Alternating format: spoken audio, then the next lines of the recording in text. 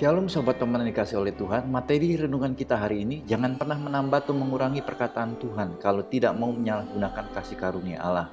Dasar renungan dari Bilangan pasal 22 sampai dengan 23. Inti renungan kita hari ini, celakalah mereka karena mereka mengikuti jalan yang ditempuh Kain, dan karena mereka oleh sebab upah menceburkan diri ke dalam kesesatan Bileam, dan mereka binasa karena kedurhakaan seperti Korah. Kata Yudas pasal pertama ayat 11. Sobat pemenang, ada 3 pertanyaan yang perlu kita renungkan hari ini. Yang pertama, apa yang membuat Yudas menyebut kesesatan Bileam? Lalu yang kedua, mengapa Allah murka kepada Bileam?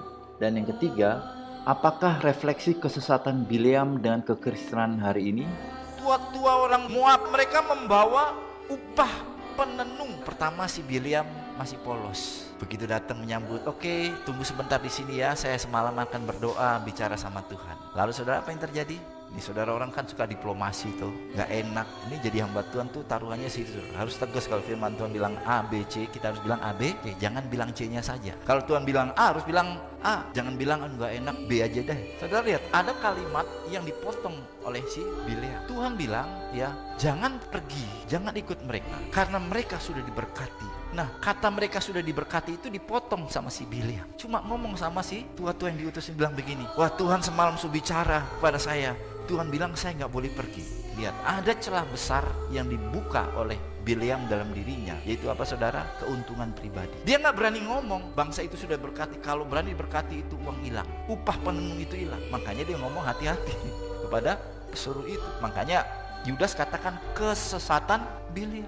Di mana sih sesatnya Bileam? Dia cuma mengurangi kata apa yang Tuhan katakan. Bileam korupsi, dia memotong kalimat yang Tuhan suruh katakan kepada utusan Moab. Ternyata Raja Moab menangkap kesan dari si Bileam ini. Kesannya apa? Oh, ini berarti upahnya masih kurang.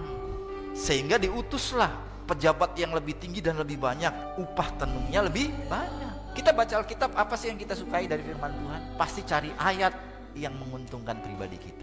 Benar gak saudara? Ini kesesatan Bileam terjadi di gereja-gereja hari ini saudara. Sobat pemenang, mengikuti dan meneladani ajaran Tuhan Yesus Kristus untuk berdoa dengan tidak jemu-jemu. Mari kita responi renungan hari ini dengan berdoa. Tuhan, ajar aku untuk menyukai dan berani mengatakan perkataanmu dengan murni dan utuh, tidak menggunakan firman-Mu sebagai cara untuk mendapatkan keuntungan pribadi. Lalu pokok syafaat kita hari ini, berdoa bagi pembangunan IKN dan perpindahan ibu kota NKRI berjalan dengan baik dan berdampak positif bagi pembangunan NKRI secara merata. Salam pemenang dalam Kristus, Tuhan Yesus memberkati.